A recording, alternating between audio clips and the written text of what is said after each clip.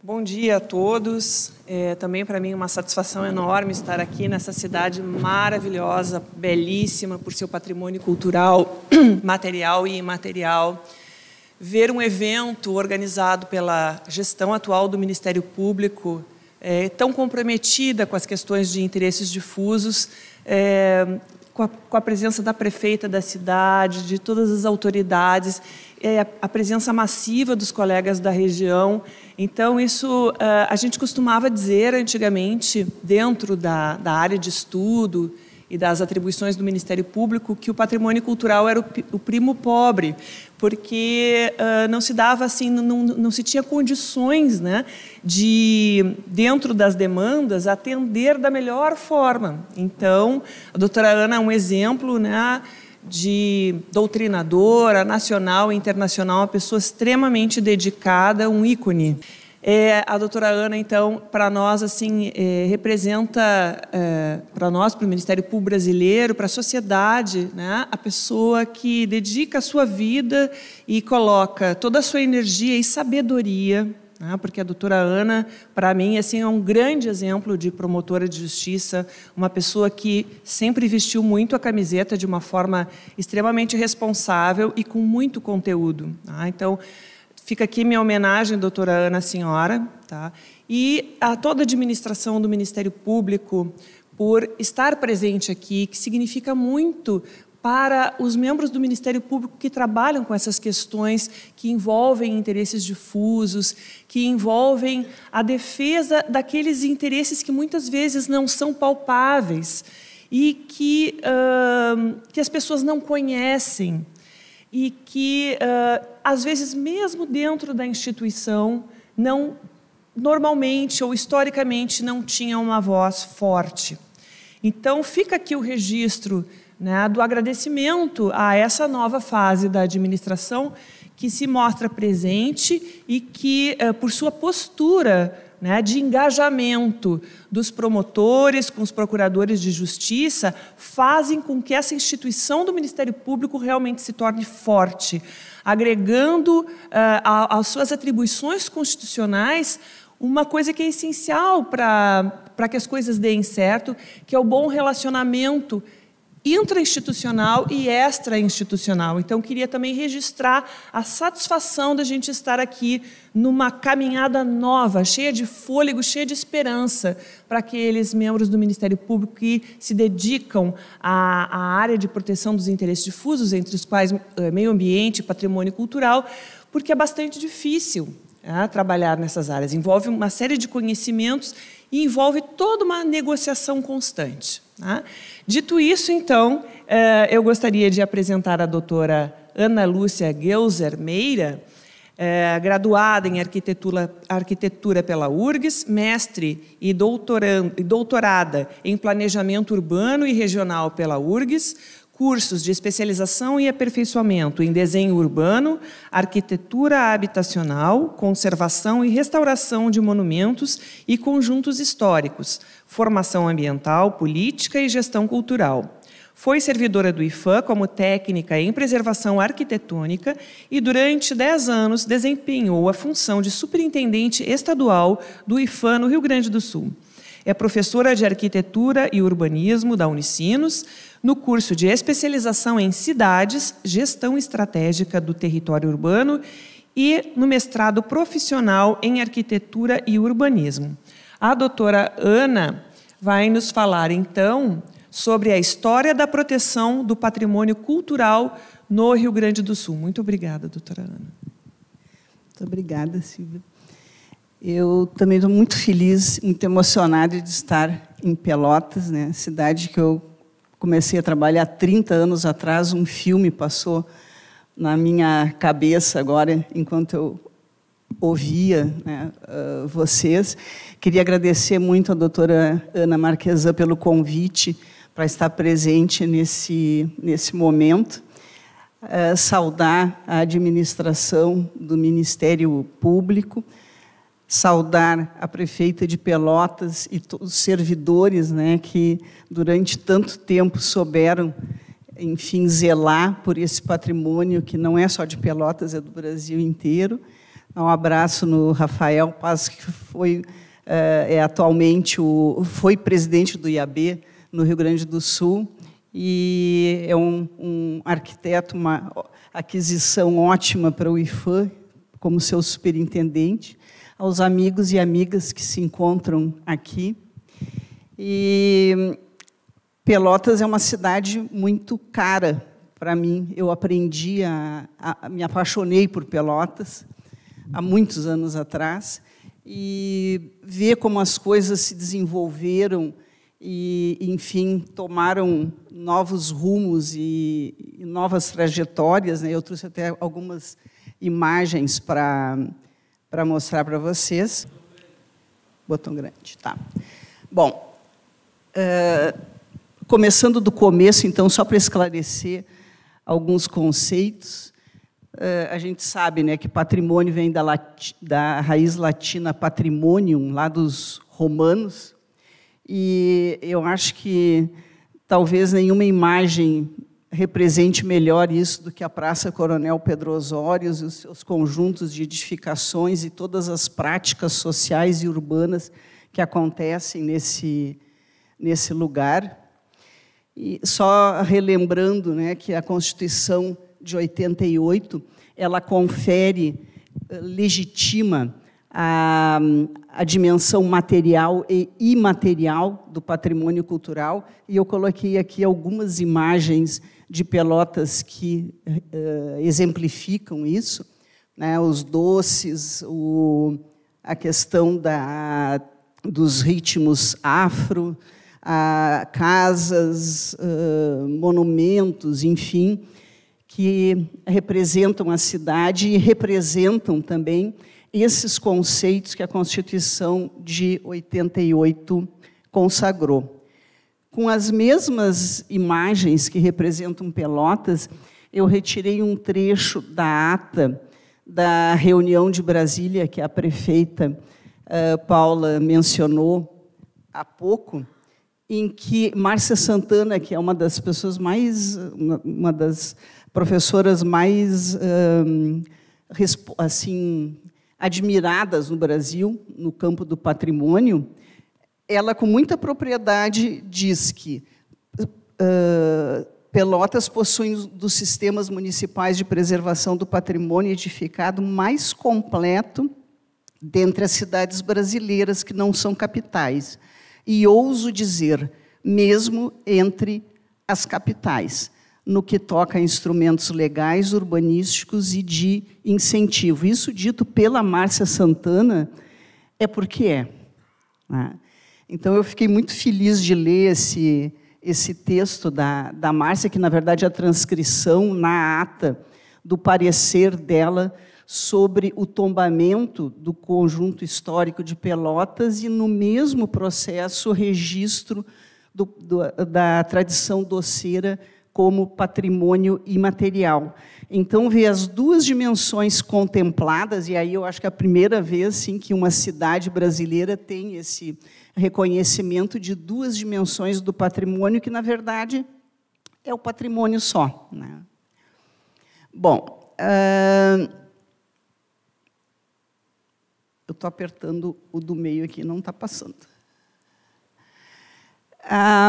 A questão do patrimônio, às vezes a gente simplifica um pouco, parece que acorda de manhã, assim, tem um patrimônio novo sendo declarado, e, na verdade, o patrimônio é uma construção social que, às vezes, leva anos para ser reconhecido pela sociedade enquanto tal. O Alois Riegel ele era encarregado dos monumentos nacionais na Áustria, e ele foi o primeiro que se deu conta, em 1904, aí, né, há 100 anos atrás, de que o valor ele não é intrínseco ao objeto. A sociedade é que atribui valor aos objetos ou às manifestações e as torna patrimônio. Né? Da quantidade de produtos culturais que a sociedade produz diariamente, a imensa maioria das coisas são descartadas, né? Mas algumas são dotadas de valor. E o Riegel percebeu isso no início do século XX,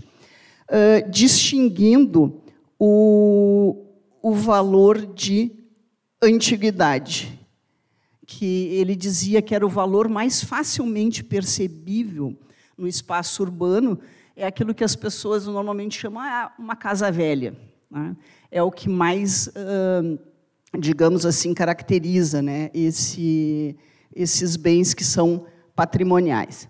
Bom, o Hegel, então, vai atribuir esses valores e, ao longo do tempo, esses valores vão sendo modificados, enfim, pela sociedade.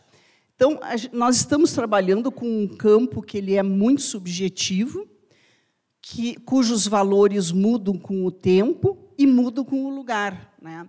A maneira de ver o patrimônio na Serra Gaúcha não é a mesma da região do Pampa, né? E mesmo nessas regiões, ao longo do tempo, a nossa percepção sobre o ambiente vai se modificando e os valores vão mudando também. O que era, às vezes, considerado patrimônio sem dúvida nos anos 1940, vou dar um exemplo aqui no Rio Grande do Sul, a casa do Davi Canabarro, dificilmente seria considerado patrimônio hoje, pelas implicações que ele teve no massacre de Porongos, né, no massacre dos Lanceiros Negros. Então, a nossa visão sobre esse campo se modifica. Então, às vezes é difícil, o patrimônio é um campo de disputas, né? Um pouco complicado, às vezes, de lidar. Num estado que é dividido assim aos gremistas, os colorados, os chimangos, os maragatos, né? O Rio Grande do Sul tem essa dualidade. Assim. Eu acho que uma das poucas unanimidades são as ruínas de São Miguel. Essa imagem acompanha a construção da noção de patrimônio desde sempre no Rio Grande do Sul, né? Aqui tem uma imagem já, as ruínas consolidadas pelo governo do Estado, mas, se a gente pensar, é muito antiga essa preocupação com São Miguel das Missões, né? Eu não vou usar aqui o termo técnico, que seria os remanescentes do antigo povo missioneiro de São Miguel das Missões. Eu vou dizer ruínas de São Miguel, que é como todo mundo chama. As ruínas de São Miguel, em 1822, o nosso viajante, né, que veio aqui também nas charqueadas, né, o Saint-Hilaire, ele passa pelas missões e faz um juízo de valor, ele atribui valor artístico às ruínas de São Miguel. Ele diz a bela igreja. E a bela igreja, por que ele refere isso? Porque ele estranhou que o governador, na época, o João Mena Barreto, estava despendendo recursos e materiais, recursos financeiros, né, e materiais, para reparar a igreja. Então, vocês imaginam, se São Miguel é longe hoje, imagina em 1822. E o governador se preocupando com aquelas ruínas. Bom, eu estou aqui com um certo problema aqui com Del. Bom, o Rio Grande do Sul, então, em relação a São Miguel, ele faz esse registro no seu livro de memórias, né, o Saint-Hilaire, e 100 anos depois, o governo do Estado, numa ação pioneira, eu acho, em termos brasileiros, faz uma ressalva no regulamento de terras, criando a categoria do lugar histórico, e já nomeia São Miguel como lugar histórico. A partir dessa nomeação é que o governo do Estado vai, de novo, empreender recursos para fazer a consolidação da igreja, que estava em péssimo estado de conservação, a torre estava rachando, a fachada estava caindo, e um grupo de engenheiros, então, vai para São Miguel e, com trilhos de trem, consegue fazer um escoramento das ruínas, e, graças a essa ação, elas estão lá até hoje. Depois, em 1938, é tombada como patrimônio histórico e artístico nacional. O IPHAN começa a fazer uma atuação mais efetiva no ano seguinte em relação às ruínas e encaminha para cá um jovem arquiteto, Lúcio Costa, e a sua esposa vêm junto, a dona Leleta. Eles vêm junto com Augusto Meyer fazer uma vistoria no que restava dessas ruínas. Claro, porque o Getúlio Vargas, sendo presidente, né, ele tinha interesse nessa região missioneira, porque nasceu em São Borja, enfim, e sempre teve um olhar carinhoso em relação a essa região. Lúcio Costa passa uns 2 meses ali em São Miguel, se dá conta que ele até compara, faz uma analogia, ele diz assim, parece restos de naufrágio, porque as imagens missioneiras estavam atiradas nos campos, né, enfim, sem nenhum cuidado, e ele se dá conta da importância desse lugar e faz, então, o pedido, né, para o tombamento, confirmar o tombamento nacional, e ele se propõe, então, a projetar um pavilhão, ele não chama de museu, né, o Museu das Missões, que a gente chama hoje, não, ele chamava de pavilhão para proteger as imagens. E aqui embaixo a gente vê a Casa de Material Missioneiro, que, na verdade, foi o primeiro bem tombado no Rio Grande do Sul, que o Lúcio Costa ficou assim, impressionado com o cuidado do proprietário de escolher as melhores pedras da igreja de São João, que não existe mais, porque foi totalmente utilizada como alicerce e como, enfim, quase que uma loja de materiais de construção. As melhores pedras o proprietário dessa casa escolheu e ornamentou a sua residência, então, com aquelas alvenarias. E o Lúcio Costa diz, essa casa é um primor de sensibilidade. Infelizmente, ela não existe mais, mas foi o nosso primeiro tombamento. A igreja de São Miguel, ela não... Tá, obrigada. Ela não foi tombada pelo valor histórico, porque nem se pensava naquela época de levantar a discussão de que o Rio Grande do Sul ele foi um estado que 60% da sua área foi espanhola, na verdade, não era portuguesa, né? E não interessava essa narrativa para a historiografia da época. Então, São Miguel foi tombada pelo seu valor artístico. Bom, entre 1938 a 68, 68% dos bens tombados no Rio Grande do Sul foram pelo valor histórico. E a gente tem aqui no meio o obelisco republicano, né, que, com muita coragem, os pelotenses erigiram um monumento à República ainda no período da monarquia, né? Precisava muita coragem para fazer isso. Então, a maioria dos bens, mesmo que tivessem valor artístico, eles eram tombados pelo seu valor histórico, a não ser o caso de São Miguel. Bom, entre 1938 e 68, o mesmo período, 32% dos bens tombados no Rio Grande do Sul foram pelo valor artístico. E, no período seguinte, 46%, já baixou um pouco, foram pelo valor histórico. Mas vocês vejam as curiosidades. Aqui no centro, o Observatório Astronômico da URGS, que foi, apesar de ser um excelente exemplar do Art Nouveau, mereceria ter a si aplicado o valor artístico, ele foi tombado pelo valor histórico, né? Então, tem algumas congruências. Por que isso? Porque o ecletismo, porque o Art Nouveau, porque o Art Deco não eram considerados bons estilos pelos modernos, né?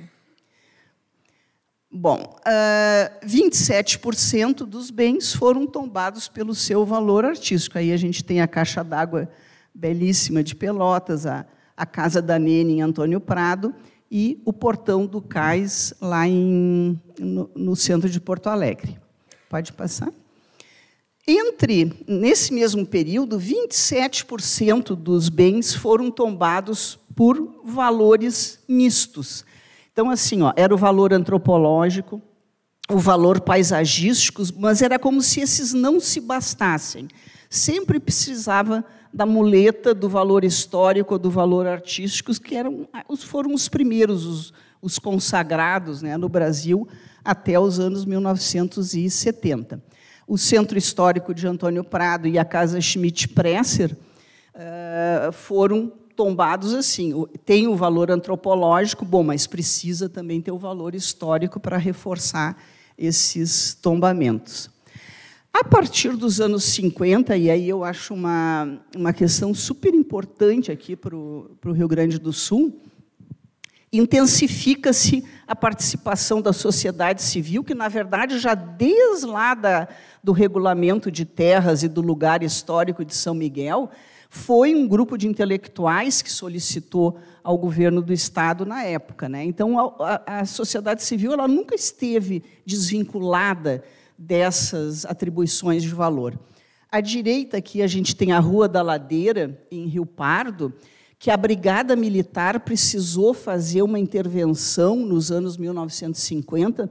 A Brigada Militar ficou um mês ocupando a cidade, porque estava na iminência de sair uma guerra civil, de eclodir uma guerra civil, em função de que o prefeito queria asfaltar a Rua da Ladeira, uma parte da população apoiava e a outra parte achava que não se devia tocar na rua, porque teria sido a primeira rua calçada no Rio Grande do Sul, onde o imperador Dom Pedro II teria feito a sua entrada para o interior do Estado. E, finalmente, salomonicamente, se fizeram, então, uma negociação, metade da rua foi asfaltada e a metade permaneceu até hoje como testemunho do que teria sido o primeiro salvamento. Ali à esquerda, a gente tem esse tombamento hoje polêmico, né, da casa do Davi Canabarro, que houve um abaixo-assinado em Santana do Livramento, enfim, para que fosse considerado, né, de interesse nacional. E ali, de novo, o obelisco republicano e a igreja de Bagé, porque houve extensos abaixo-assinados também. No caso do obelisco republicano, o abaixo-assinado partiu da Câmara de Vereadores de Pelotas, né? Eu acho incrível se a gente pensar como as câmaras de vereadores hoje em dia atuam nos nossos municípios, né? Eu acho que é de se prestar uma homenagem à qualidade enfim, da representação, que tanto em Pelotas quanto em Bagé, claro que eles exageraram um pouco. Eles dizem, no pedido de tombamento da igreja, que, na verdade, ela atuou como forte ali para segurar o general Zeca Neto, que estava subindo com o seu exército para derrubar o governo central. Então, o fato de ter ficado guerreando em Bagé durante um mês permitiu que as tropas imperiais viessem, então, aliás, as tropas republicanas viessem em socorro e parassem o general, enfim, ali na região do Paraná. Então, o Bagé diz no seu abaixo-assinado, se não fosse Bagé, a República Brasileira não existiria. Então, eu acho interessante essas manifestações. O IFAI ele é criado em nível estadual nos anos 1960, então, e o primeiro tombamento é da ponte 25 de julho, também com uma manifestação popular.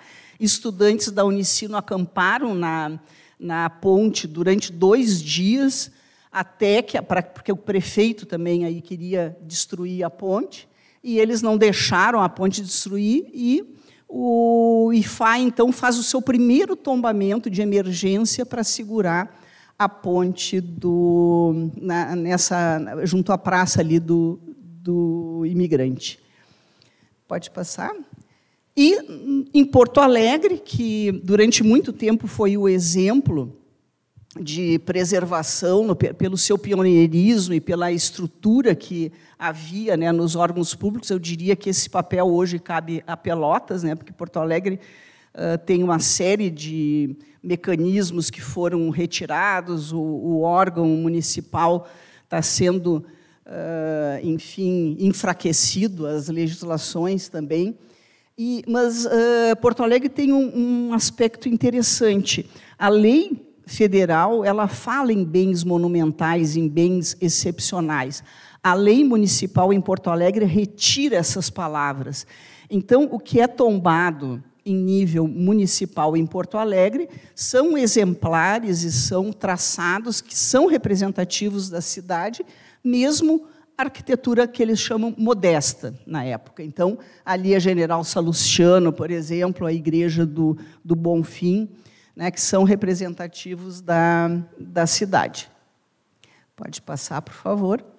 E uma coisa um processo que foi muito interessante, que eu acho no caso de Porto Alegre, é que na época da administração popular, no auge do orçamento participativo, a quantidade de bens, de solicitações, de tombamentos por parte dos bairros, e o valor alegado era o valor afetivo, né?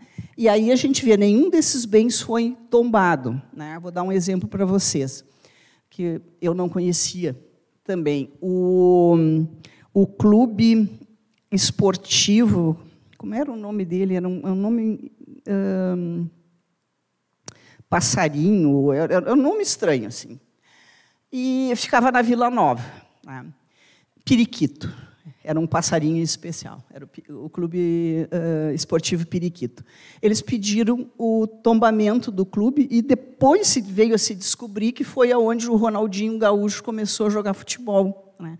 Então, era um motivo de orgulho do bairro ter o nascedouro ali, a certidão de nascimento do talento do Ronaldinho Gaúcho, né? E nenhum desses bens foi tombado, porque era o valor afetivo que ele não é tradicionalmente reconhecido nem pelos poderes públicos e nem pelos técnicos que trabalham na área. Pode passar.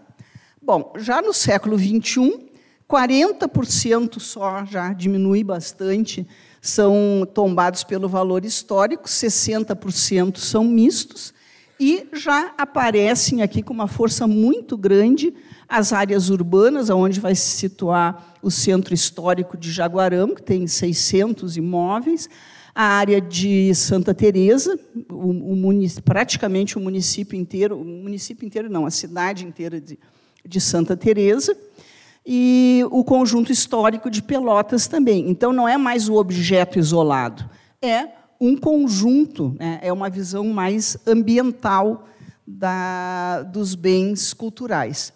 E se intensifica também muito a participação da sociedade civil. Eu faço coleção dessas fotos há muito tempo, eu não sei mais já nem a fonte e quem foi que me mandou essas fotos ao longo do tempo, mas aqui aparece, ó, é Porto Alegre, a questão de uma casa específica, mas aqui bem à direita, acima, é a questão da arborização de uma rua, que justamente a prefeitura queria cortar as árvores para facilitar enfim, a fiação aérea que, infelizmente, não só enfeia as nossas cidades, mas, às vezes, tem a primazia, né, de usar o espaço público gratuitamente, enfim. E estava ameaçada de ser cortada ali na Gonçalo de Carvalho, né? Aqui embaixo também Morro do Osso, enfim. Pode passar. A questão da pluralidade do patrimônio também começa a aparecer. A gente tem aqui no centro do mercado público o lugar onde foi enterrado o Bará do mercado. E se vocês forem a Porto Alegre no mercado público e ficarem olhando ali para o centro, vocês vão ver as pessoas passarem e jogarem moedas, fazerem reverências, né? Porque tem uma entidade ali que, para os cultos afro-brasileiros, ela é importante, né? Ela é relevante. Tem uma pegada africana lá para marcar a relevância dessa memória no centro da cidade e as memórias invisíveis também dos indígenas, que a gente passa, que a sociedade passa e finge que não vê, mas eles estão ali nos artefatos enterrados ou desenterrados pelos arqueólogos na Praça da Alfândega, por exemplo, mostrando que a sua presença é muito anterior à formação da cidade. Bom, aí no século XXI vem também a questão forte do patrimônio imaterial, e aqui no Rio Grande do Sul houve uma decisão política de apoiar essa nova política pública que estava sendo implantada no Brasil inteiro, mas que muitos estados não se julgavam em condições de atender ainda, e nós fizemos um esforço aqui no Rio Grande do Sul para justamente trabalhar com 2 segmentos que eram ignorados nas políticas públicas de preservação, que eram os indígenas e os negros, né? Então, foram feitos os 2 inventários os 2 primeiros inventários no Rio Grande do Sul do patrimônio imaterial, relacionados aos lanceiros negros na região lá de Bagé, naquela região do Pampa, e também, pode passar, por favor, os Mibiá-Guarani, em São Miguel das Missões, né? E nós aprendemos muito nessa relação com os indígenas, aonde eles veem as ruínas de São Miguel, não na sua materialidade de pedra e cal, mas eles dizem que ali é como se fosse o reflexo da verdadeira aldeia que está no céu, cuidada por Nhanderu. Então, é como se o que a gente vê como ruína de pedra e cal fosse uma metáfora da aldeia verdadeira que está numa outra dimensão, né? E isso, num órgão de patrimônio, levou 10 anos de discussão. Como é que o bem mais material da história do Rio Grande do Sul pode ser tratado como o primeiro bem imaterial do Rio Grande do Sul?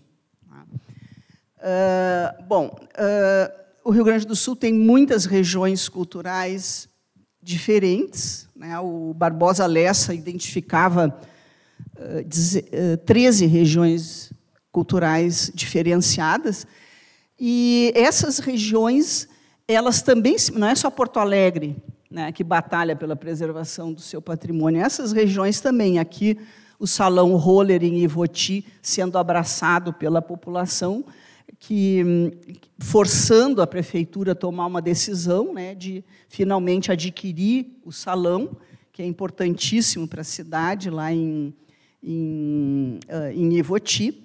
O SOS Novo Hamburgo, fazendo campanhas também em relação a muitas edificações na cidade. Na Serra Gaúcha, a movimentação ao redor do Moinho Covolã.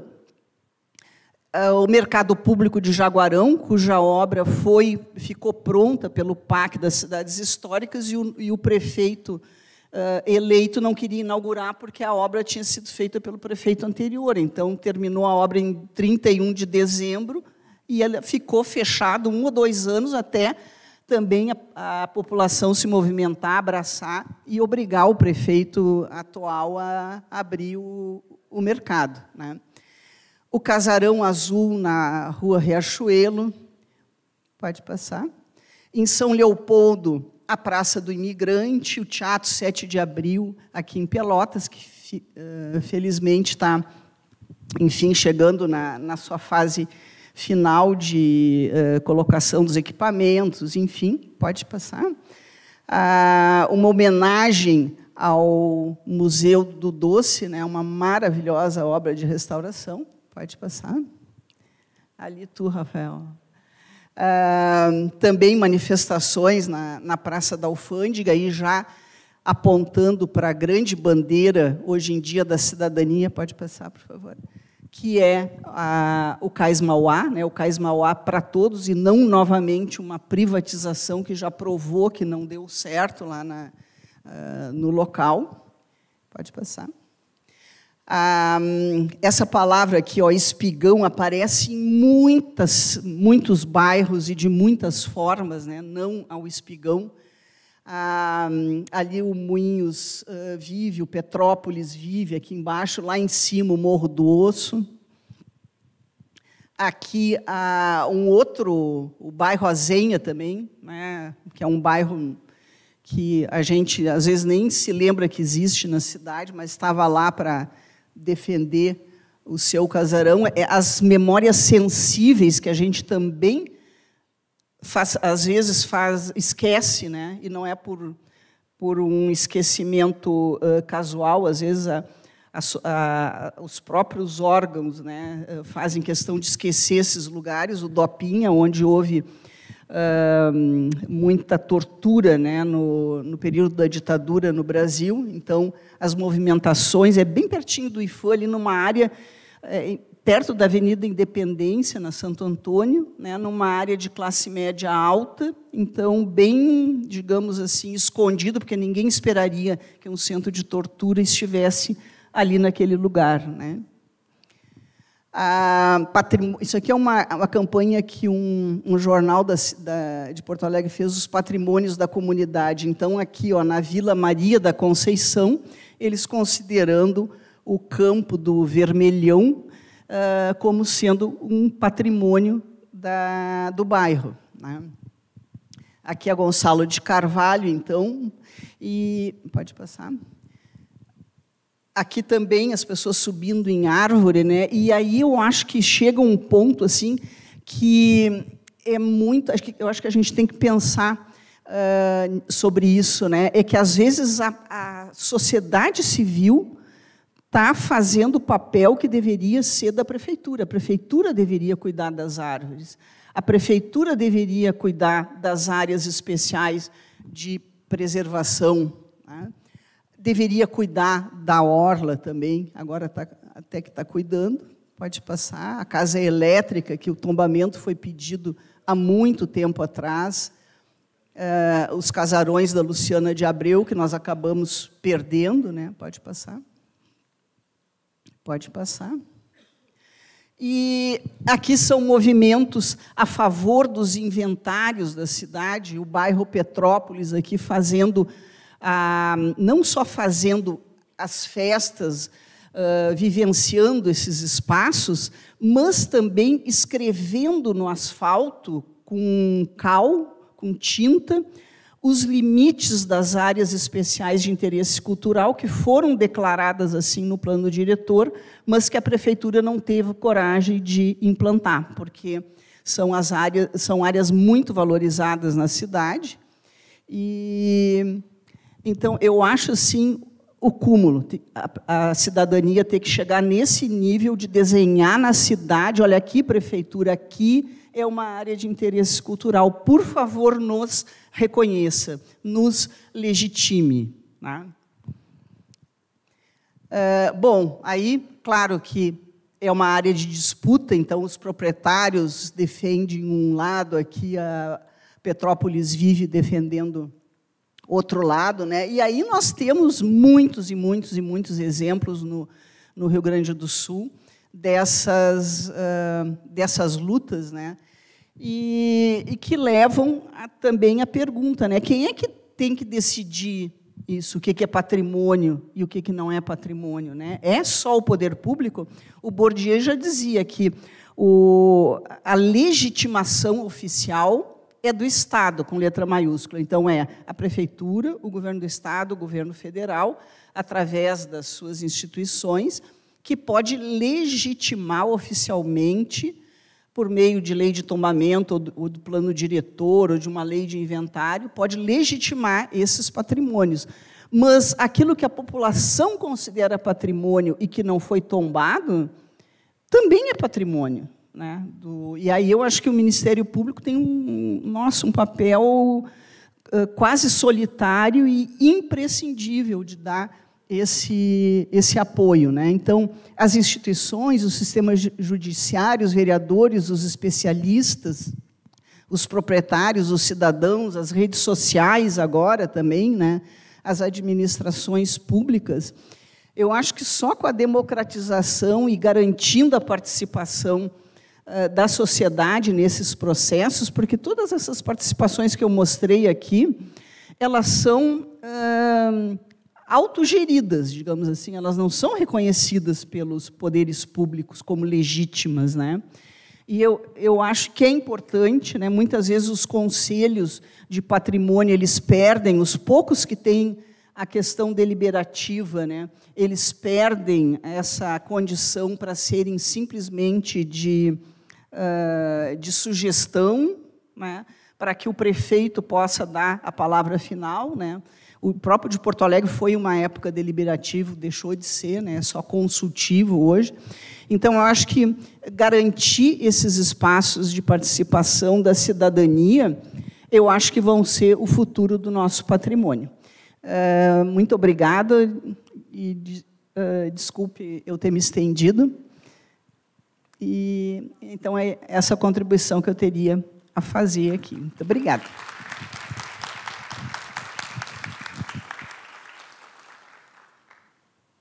Muito obrigada, doutora Ana. Tem aqui um presentinho em agradecimento pela sua participação.